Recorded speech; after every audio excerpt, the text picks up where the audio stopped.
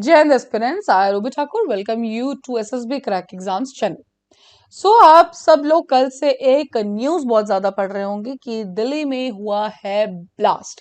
प्रशांत विहार जो कि रोहिणी एरिया है उसी के आसपास इस ब्लास्ट को देखा गया। तो चलिए जानेंगे पूरी वीडियो लेक्चर में कि अभी तक हमें इसके बारे में क्या क्या जानकारी मिली है।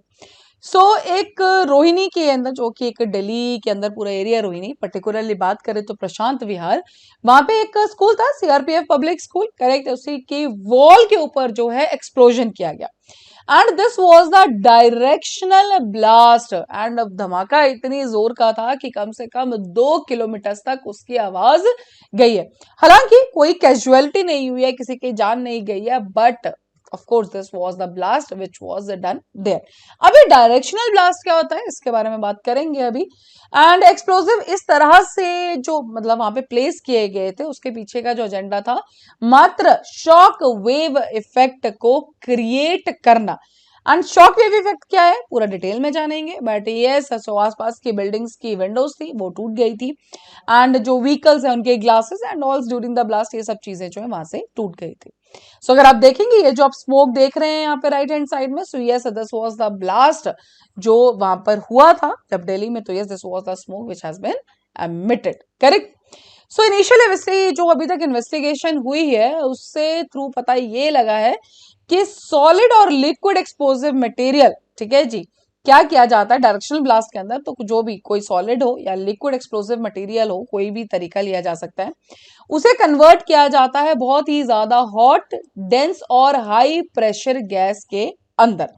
और उस जो एक्सप्लोसिव प्रोडक्ट्स हैं उन्हें इनिशियली इस तरह से प्लेस किया जाता है कि जैसे ही वो एक्सपैंड होंगे तो बहुत ही हाई वेलोसिटी से वो निकलेंगे, मीन सुपरसोनिक वेलोसिटी से वो एमिट होते हैं in the surrounding air, and जिसकी वजह से शॉकिंग वेव्स होती हैं due to the reflective pressure.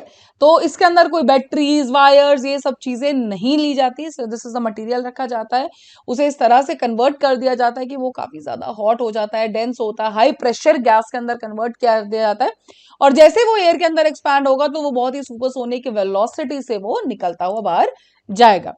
तो जो शॉक वेव रहता है उसके अंदर हाईली कंप्रेस्ड एयर होती है जो travelling radially outward from the source at a supersonic velocity. तो बेसिकली अगर डायरेक्शनल ब्लास्ट की बात करें तो डायरेक्शनल ब्लास्ट के पीछे का जो एक सबसे बड़ी कहानी है वो एक ये कहानी है कि उसे इस तरह से प्लेस किया जाता है कि जो ब्लास्ट हो वो एक ही डायरेक्शन को हिट करे, ना कि मल्टीपल उस पर हिट करे।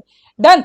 तो इसी की वजह से, इस डायरेक्शन ब्लास्ट की वजह से ये जो आसपास की बिल्डिंग्स थी वॉल को टारगेट किया गया था, मींस जो स्कूल की वॉल थी वहां से कराया गया, और जो आसपास की बिल्डिंग्स थी उनके जो आप कह सकते हैं विंडोज हैं, ग्लासेस हैं, वो जरूर टूटे, लेकिन हाँ कैजुअलिटी कोई नहीं हुई है।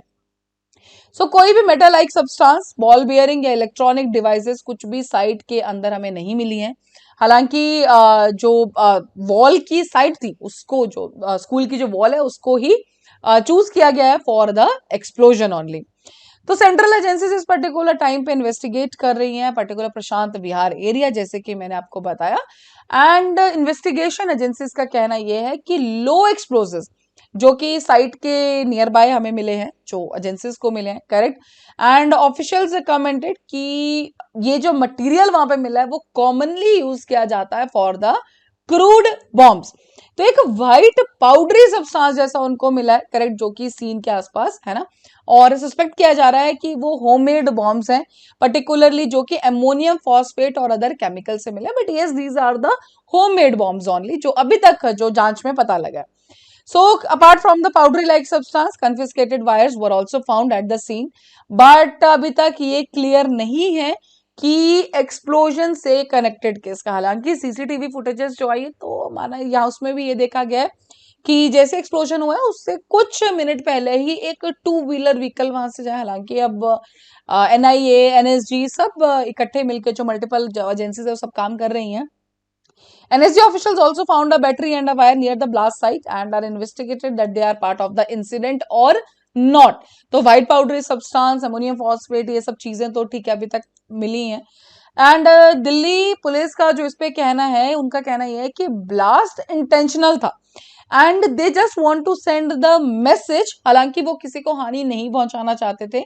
सो basically they just want to send a message, या एक आप कह सकते हैं कि बिकॉज अर्ली मॉर्निंग में ही ये ब्लास्ट हो गया, अराउंड 7:50 AM के आसपास ये ब्लास्ट हुआ है एंड कोई भी डैमेज नहीं कराया गया, तो भी इसीलिए इस तरह का इलाका चूज किया गया। बिकॉज कल yesterday was Sunday also, and there was the festival करवा चौथ सेलिब्रेशन also ऑफ था हर जगह, तो स्कूल के अंदर तो ऑफ कोर्स कोई नहीं था।